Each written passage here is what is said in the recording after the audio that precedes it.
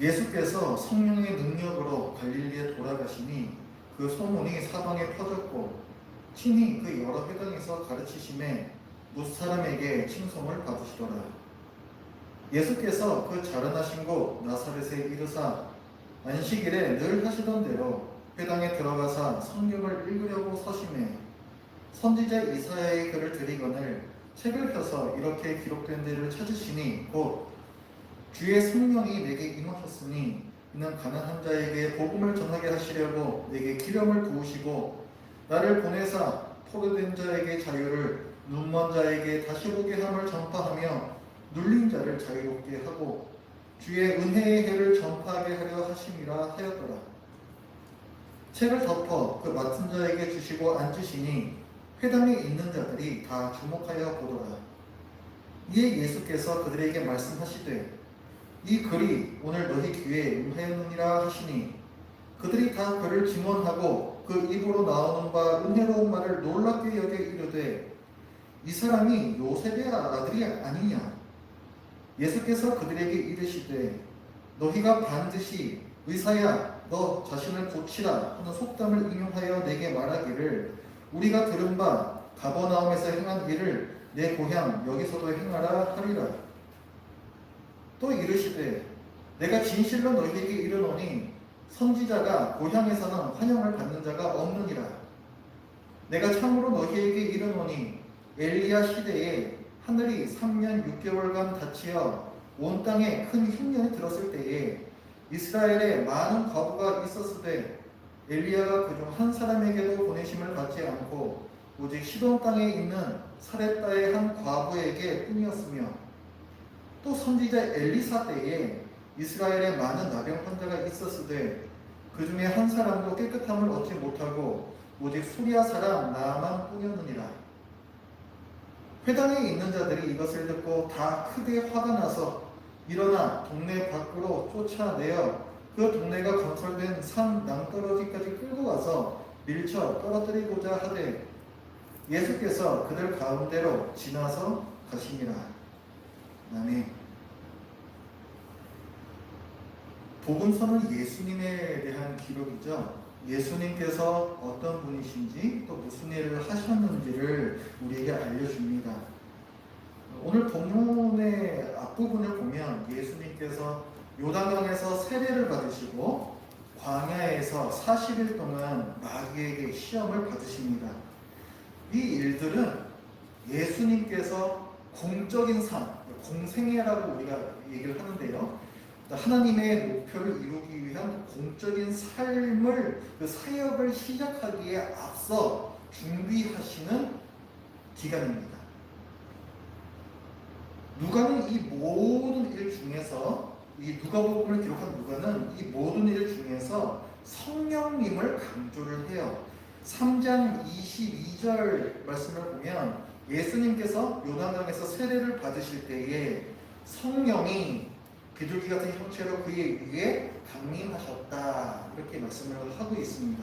그리고 또 마귀에게 광야에서 시험을 받으신 후에 4장 1절부터 말씀을 보면 예수께서 성령의 충만함을 입어 요단강에서 돌아오사 광야에서 40일 동안 성령에게 이끌리시니, 그러니까 예수님께서 세례 받으신 후에 즉시 광야로 이끌림을 받으셨습니다. 그런데 그때에 성령님께서 이끄셨다, 예수님께서 성령의 충만함을 입으셨다, 성령이라는 표현이 2번이나 또 나오고 있죠.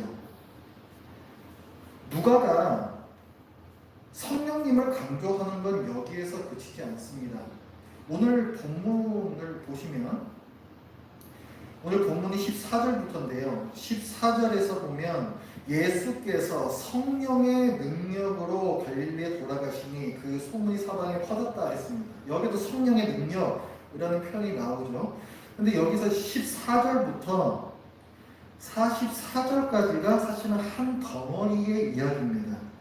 이 14절과 15절 말씀을 보면 예수님께서 갈릴리에 돌아가셔서 회당에서 가르치셨다, 이런 말씀이 나오죠. 44절을 보면 갈릴리 여러 회당에서 전도하시더라, 똑같은 얘기가 나와요. 문학적인 기법인데요. 앞뒤에 똑같은 말이 나온다. 수미, 쌍관법 이런 식으로 얘기를 합니다. 그러니까 요 처음과 끝까지가 마치 이 편지 봉투로 둘러싸인 것 같은 하나의 덩어리다를 우리가 알 수 있어요. 그런데 이 하나의 덩어리가요, 특히 이 부분은 14절부터 44절까지는요, 이 안에 예수님께서 어떻게 사역하셨는지가 다 나와 있습니다. 말씀 사역을 하셨고 또 기적을 베푸셨고 그럼에도 불구하고 사람들이 예수님을 배척해요. 사실 말씀을 가르치시고 기적을 행하시고 사람들이 예수님을 배척하고 사실 이것이 예수님의 생애 아니겠습니까? 그러니까 14절부터 44절까지는 한 덩어리로서 예수님의 생애를 요약해주는 요양과 같은 역할을 합니다. 누가복음에서는 그런 역할을 하고 있는 본문이 바로 오늘의 본문이에요. 그런데 이 한 덩어리의 요양과 같은 본문에서 그 첫머리가 어떻게 시작하냐면 예수께서 성령의 능력으로 이렇게 시작을 해요. 그러니까 누가는 여기서도 지금 성령님을 강조하고 있습니다. 사실 예수님의 사역 전체가 예수님께서 성령 충만하여서 또 성령의 능력으로 이루신 일이라고 누가는 얘기하고 있는 거예요. 자, 그러면은 예수님께서 성령의 능력으로 사역하셨을 때 어떤 일이 일어나는지 좀 살펴보겠습니다. 오늘 본문의 16절부터의 말씀을 보면 안식일에 나사렛 회당에서, 나사렛은 예수님께서 자라나신 곳이죠. 나사렛의 회당에서 안식일에 예수님께서 이사야서의 말씀으로 사람들을 가르치십니다. 예배의 자리라고 보면 돼요. 21절 말씀을 보면 이에 예수께서 그들에게 말씀하시되 이 글이 오늘 너희 귀에 응하였느니라 이렇게 말씀을 하세요. 이사야서의 말씀을 쭉 이제 말씀을 하시면서 그 예언이 오늘날 너희 앞에서 이루어졌다, 성취되었다 말씀을 하시는데 이 말은 무슨 말이냐면은 이사야 선지자가 예언했던 메시아가 바로 나다 이런 거예요. 예수님께서 선포하시는 말씀에는 권위가 있었고 또 은혜가 넘쳤습니다. 22절 말씀을 보면 그들이 다 그를 증언하고 그 입으로 나오는 바 은혜로운 말을 놀랍게 여겼다고 했어요. 사실 예수님의 말씀이 은혜로울 수밖에 없죠. 말씀이신 예수님께서 저자 직감을 하고 계시는 거잖아요. 게다가 14절 말씀에서 보면 아까 우리가 봤듯이 예수님께서 성령의 능력으로 갈릴리에 돌아오셔서 15절 말씀에 보면은 친히 그 여러 회당에서 가르치셨다고 했어요. 그러니까 예수님께서 말씀을 가르치실 때에 성령의 능력을 또 덧입어서 가르치셨기 때문에 이 말씀이 권위가 있고 은혜가 있을 수밖에 없습니다. 예수님께서 성령의 능력으로 가르치실 때에 우리가 기대하는 모습은 무엇입니까? 그걸 듣는 사람들에게서 어떤 반응이 일어나야 마땅할까요? 죄인들이 그 자리에서 꼬꾸라져가지고 자기 죄를 회개하면서 떼굴떼굴 구르면서 이런 모습을 우리는 상상하지 않겠습니까? 그런데 실제로는 어땠는가? 22절 말씀을 보면 그들이 다 그를 증언하고 그 입으로 나오는 바 은혜로운 말을 어떻게 했대요? 놀랍게 여겼대요. 놀랍게 여겼대. 그러니까 그냥 놀랍게 여길 뿐이었습니다. 와, 말씀이 기가 막힌데? 놀랬어요. 그러나 예수님이 그리스도시다 라는 믿음까지는 이르지를 못합니다. 그리고 이 놀람은 얼마 가지 않아서 그 22절 뒷부분에 나오죠. 이 사람이 요셉의 아들이 아니냐? 예수님은 메시아가 아니다 라는 거부와 경멸에 찬 어조로 이어집니다. 그런데 예수님께서 책망하시죠. 25절부터의 말씀을 보면 너희가 선지자의 말을 믿지 않았던 너희의 조상들, 그 악한 조상들하고 꼭 닮았다. 이렇게 예수님께서 책망을 하세요. 그러니까 사람들이 그 말을 듣고 다 화가 납니다. 28절을 보면 회당에 있는 자들이 이것을 듣고 다 크게 화가 나서 일어나 예수님을 끌고 나가서 산 낭떠러지로 데리고 가서 밀쳐서 떨어뜨려 죽이려고 합니다. 그 28절에 보면요, 그렇게 한 사람들이 한두 사람이 아닙니다. 회당에 있는 자들이 이것을 듣고 다 크게 화가 났다고 했어요. 예수님께서는 성령의 능력으로 말씀을 전하셨는데 다 한 사람도 예외 없이 크게 화가 났습니다. 그리고 예수님을 죽이려고 언덕으로 끌고 가요. 아니 무슨 성령 충만을 이번 결과가 이렇습니다. 예수님께서는 예배 인도도 제대로 못 마치시고 끌려나가셨어요.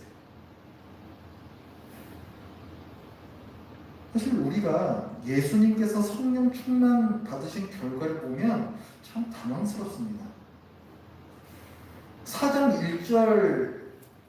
1절에서 보면요, 예수께서 성령의 충만함을 입어 요단강에서 돌아오사 광야에서 40일 동안 성령에게 이끌리셨다 이렇게 말씀하고 있죠. 예수님께서 성령 충만 받으신 거거든요. 그것도 두 번이나 얘기를 하고 있는데 그 후에 일어난 일은 무엇입니까? 굶주리시는 거예요. 40일 동안 굶주리십니다. 굶어 죽을 뻔하신 거예요. 성령 충만 받고는. 게다가 마귀에게 시험을 받으세요. 한 번 시험을 받는 것도 아니고 3번이나 시험을 받습니다. 오늘 본문에서도 성령의 능력으로 예수님께서 갈릴리로 오셨잖아요. 그런데 그 이후에 일어난 일이 뭐예요? 사람들에게 배척받으시는 거예요. 오늘 본문은 예수님의 전체 사역의 요약문이라고 제가 말씀드렸습니다. 이것을 기록한 누가는 예수님께서 전 생애를 성령의 능력으로 사역하셨는데 그 결과가 사람들의 배척이었다, 거부였다, 이렇게 요약을 하고 있습니다. 어떻습니까? 성령 충만 받으면, 성령의 능력으로 일하면 안 되던 일도 잘 될 것 같은데 그런 우리의 기대와는 전혀 다른 당황스러운 결과가 아니겠습니까? 사실은 우리도 당황해요. 어려운 일이 닥치면 우리는 하나님의 도우심을 구합니다. 성령의 능력을 구하고 성령 충만케 해달라고 그렇게 기도하죠. 신자로서는 마땅히 그렇게 해야 됩니다. 그때 우리는 성령님의 능력으로 어려운 일이 다 해결되기를 원하는데 사실은 어떻게 돼요? 오히려 상황이 더 어려워집니다. 일은 더 꼬이고 나는 사람들에게 오해받고 우스운 사람이 되어버리고 배척받게 되고. 아니, 하나님께서 좀 지금에 있는 이 난관과 어려움을 기적같이 멋들어지게 해결을 해주셔서 예수 믿는 사람은 이렇게 산다고. 그러니까 당신도 예수를 믿으라고. 우리가 그렇게 당당하게 얘기할 수 있게 좀 해주시면 안 되겠습니까? 오늘 본문에서도 사람들은 예수님께 당신이 그리스도라는 증거를 보이시오 이렇게 요구해요. 23절 말씀을 보면 예수께서 그들에게 이르시되 너희가 반드시 의사야 너 자신을 고치라 하는 속담을 인용하여 내게 말하기를 우리가 들은 바 가버나움에서 행한 일을 네 고향 여기서도 행하라 하리라.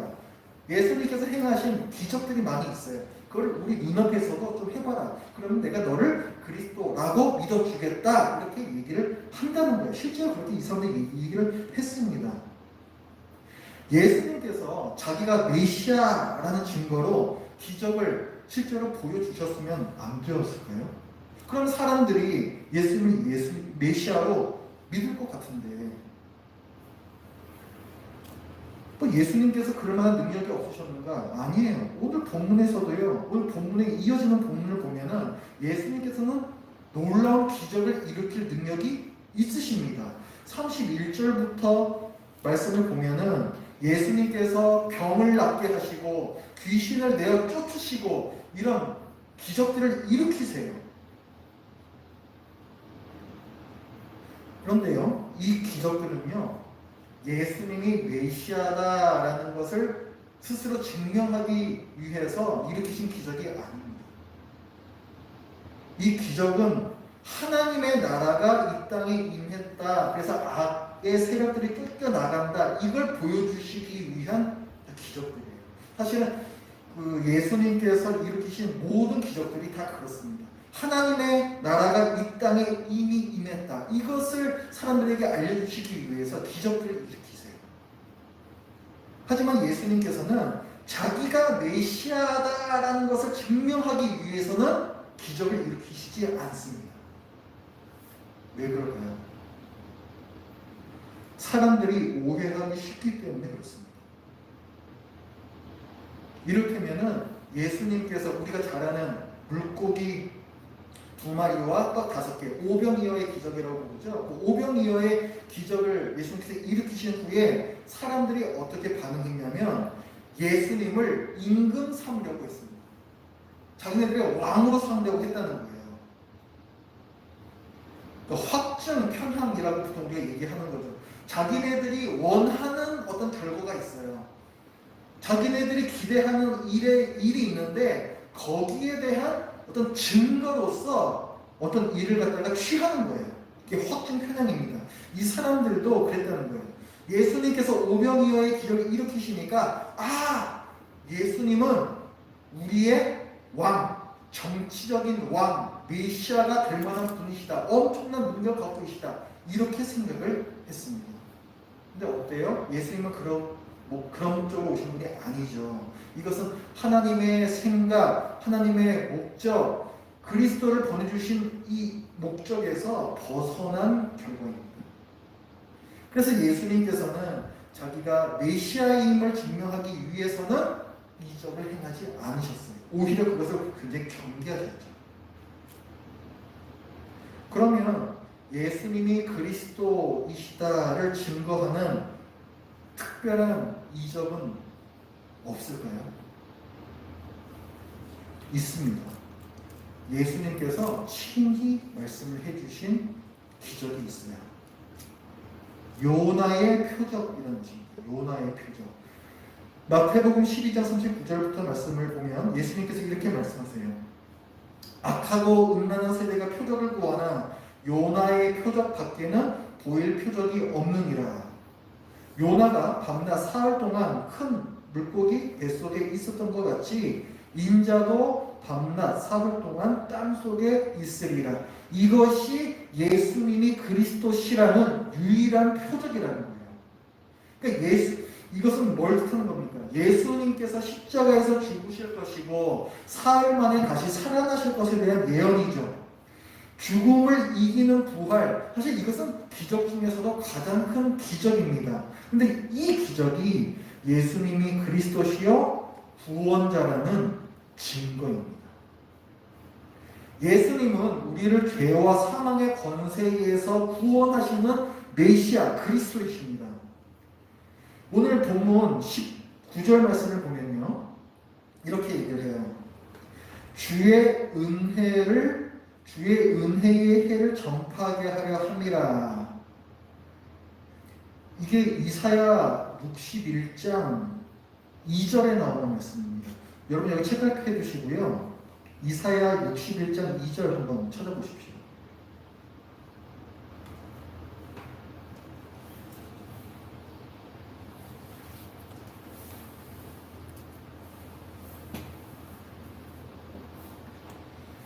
오늘 본문에서 예수님께서는 이사야 61장 1절과 2절 말씀을 인용을 하시는데 그 2절 말씀을 보면은 이렇게 되어 있습니다. 여호와의 은혜의 해와 우리 하나님의 보복의 날을 선포하여, 이렇게 되어 있죠. 그러니까 원래 이사야서의 말씀은 두 가지를 말해요. 여호와의 은혜의 해와 우리 하나님의 보복의 날, 심판입니다. 은혜의 날이라는 구원이고 보복의 날이라는 심판을 말해요. 구원과 심판을 말하는데 오늘 본문에서 예수님은 19절에서 뭘 말씀하냐면은 주의 은혜의 해까지만 말씀하십니다. 이것은 의도적인 거예요. 예수님께서 훗날에 이 세상의 마지막 날에 심판자로 다시 오십니다. 그 사건을 지금 예수님께서 이 갈릴리에 와 계시던 이 때와 분리를 시키신 거예요. 나중에는 훗날에는 내가 심판자로서 이 땅에 다시 올 텐데 지금은 내가 은혜의 구원자로서 여기에 와 있는 것이다. 나는 구원자로서 온 그리스도다. 이걸 지금 강조하고 계십니다. 예수님께서는 우리를 죄와 사망의 권세에 의해서 구원하시는 메시아이십니다. 예수님께서는 이를 위해서 나약한 모습으로 묵묵히 십자가로 오르십니다. 사람들은 아니 구원자라고 하는 사람이 자기 스스로도 구원하지 못한다라고 예수님을 조롱하고 비웃었지만 예수님은 그런 조롱과 멸시 중에서도 명확한 자기 의식과 사명감을 가지고 십자가에서 죽으실 때까지 모든 일을 성령 충만으로 또 성령의 능력으로 감당하셨습니다. 이것을 통해서 우리가 성령 충만이 무엇인가를 알 수 있어요. 성령 충만에 대한 오해들에 대해서 잠깐 좀 살펴볼게요. 첫 번째, 성령 충만은 신비한 무아지경의 상태다. 성령 충만 받으면은 내가 아닌 것 같은, 내가 더 이상 이 세상에 없는 것 같은 그런 상태로 빠진다. 근데 어떻습니까? 우리가 오늘 본문에서 보다시피 성령 충만하신 예수님께서는 자신이 구원자로서 이 땅에 온 메시아라는 정확한 자의식을 갖고서 말씀하십니다. 성령 충만은 무아지경, 내가 없는 그런 의식 상태가 아니라는 거죠. 오히려 지적 능력이 최대한 활성화되어서 성경 말씀이 생각나고 날카로운 분별력을 가지게 됩니다. 그것이 성령 충만 받았을 때의 상태예요. 그 다음에 성령 충만에 대한 두 번째 오해. 성령 충만을 받으면 내 감정을 절제할 수 없을 정도로 감정이 폭주한다. 우리가 무슨 동영상 유튜브 같은 데서 보면은 사람들이 막 성령 충만 받았다고 해가지고 그 자리에서 막 괴성을 지르고 떼굴떼굴 부르고 막 난리치는 그런 동영상들이 있죠. 자기 감정을 절제하지 못하는 거거든요. 과연 그게 성령 충만의 모습인가? 오늘 본문에서 보면 어떻습니까? 성령 충만하신 예수님께서는 자기를 믿지 않는 사람들에게 성경에 너희 조상들도 이런 잘못을 저질렀었다. 이런 말씀으로 책망을 하세요.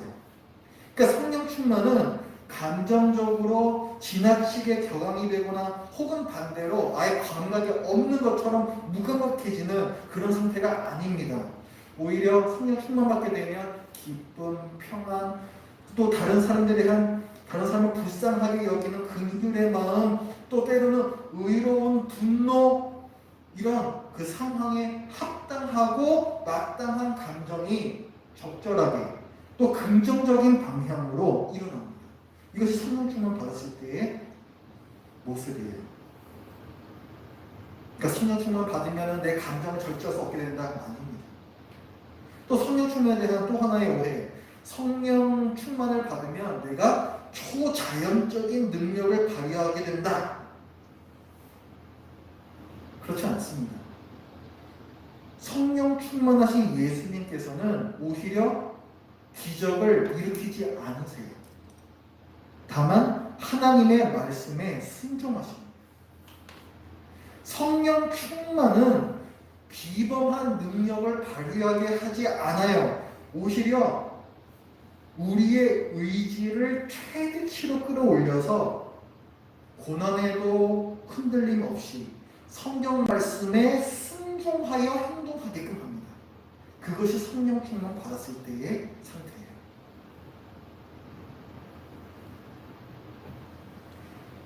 성령 충만에 대해서 좀 더 정리를 해보면은 어떤 사람들은 얘기합니다. 성령 충만 받으면 하나님으로부터 직접 어떤 말씀을 받는다, 계시를 받는다 이렇게 얘기를 하는데요.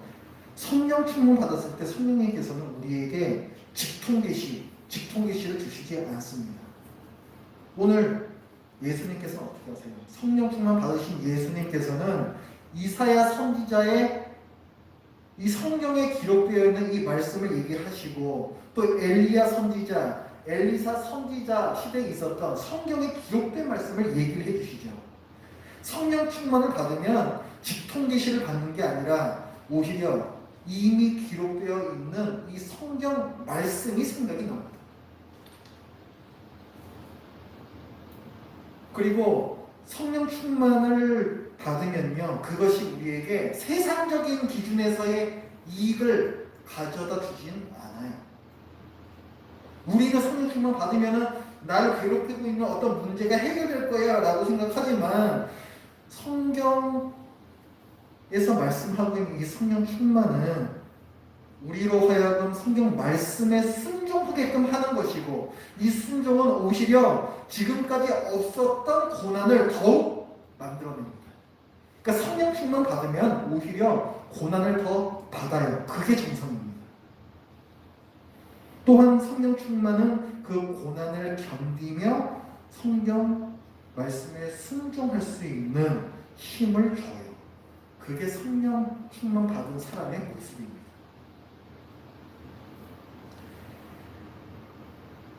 우리가 성경을 보면 성령 충만 받았을 때 어떤 결과가 있는가, 또 공통점을 좀 찾을 수가 있는데요. 첫 번째는 성령 충만 받으면 입을 열어서 말씀을 전하게 됩니다.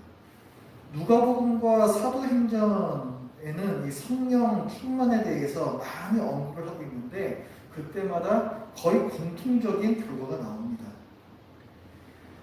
누가복음에서 보면 엘리사벳, 세례 요한의 어머니죠. 엘리사벳이 성령 충만함을 받아 예언했다. 1장 41절에 이렇게 나오고, 또 67절에는 사가랴가 성령 충만을 받아 예언했다. 이렇게 나오고, 계속 어떤 말씀하고 연결되는 거죠. 또 사도행전에 가보면은 2장 4절에 사람들이 성령 충만을 받아요. 그래서 제각기 다른 언어로 복음을 선포합니다. 또 4장 8절에서는 베드로가 성령 충만 받아서 또 복음을 전해요. 4장 31절에서는 사람들이 성령 충만을 받아 하나님의 말씀을 전했다. 기록되어 있고, 9장 17절에서는 사도 바울이 성령 충만하게 되어서 다메섹에서 전도를 합니다. 그러니까 성령 충만 받았을 때의 결과 중 아주 대표적인 것은 자기 입을 열어서 복음을 전하는 거예요. 하나님의 말씀을 사람들에게 전하는 것. 성령 충만 받았을 때 또 하나의 공통적인 모습은 고난을 받는 것입니다. 오늘 본문에서 우리가 봤죠? 예수님께서 성령 충만 받으셨는데 광야로 이끌림 받으셔서 벌써 고난을 받으시죠. 그리고 성령의 능력으로 갈릴리에 돌아오셨는데 거기에서 사람들에게 배척을 당하십니다. 다 고난이죠. 또 사도행전 7장을 보면 스데반이 성령 충만 받는데 그 뒤에 나오는 결과는 뭐예요? 사람들한테서 돌을 맞아 죽습니다. 순교당하죠. 성령 충만의 결과, 고난받는 거예요. 어떻습니까? 여러분은 그래도 성령 충만 받고 싶으십니까? 듣고 보니까 함부로 구해서는 안 될 것 같은데 좀 주저되지 않아요. 그런 생각이 들 때에는 우리가 한번 생각을 해봐야 돼요. 내가 무엇을 위해 성령 충만을 구했는가 생각을 해봐야 됩니다. 예수님께서는 내 뜻대로 마옵시고 아버지의 뜻대로 되기를 원하나이다. 겟세마네 동산에서 그렇게 기도를 하셨습니다. 성령 충만하신 예수님께서는 그렇게 기도하셨다는 거예요. 그렇다면 우리도 하나님의 뜻대로 살기 위한 성령 충만을 구해야 되지 않겠습니까?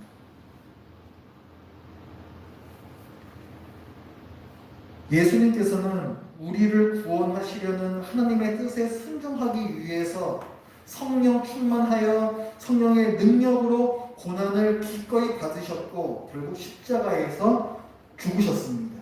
그리고 마침내 성령의 능력으로 부활하셨다라고 로마서에서 바울이 얘기를 하고 있어요.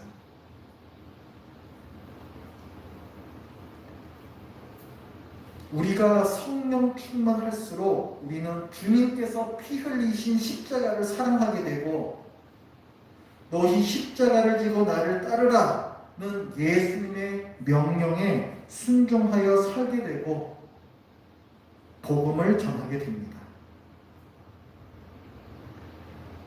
성령 충만을 구하시기 바라요. 성령의 능력으로 어떤 고난을 기꺼이 받으시고 또 그 고난을 성령 충만으로 견뎌내어서 최후의 영광과 승리를 얻는 그 예수님의 영광에 동참하는 우리 모두가 되기를 바랍니다. 기도하겠습니다.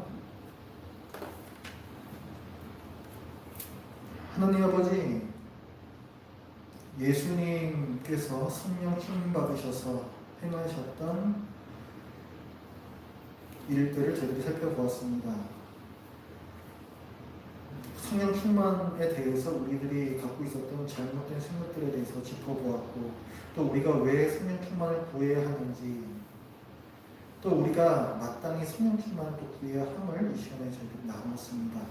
하나님 아버지, 새롭게 시작된 이 한 해에 있어서 우리가 더욱더 성령의 충만함을 위해서 기도합니다. 바깥의 환경이 점점 더 어려워지고 하나님의 말씀을 전하는 것이 점점 더 힘들어져 가고 있지만, 그러나 저희들이 이럴 때일수록 더더욱 성령의 충만함을 구하며 예수님께서 저희를 위해서 또 그들을 위해서 이루신 일을 저희들이 담대하게 선포하는 모든 자들 되게 하여 주시옵소서. 예수님의 이름으로 기도드립니다. 아멘.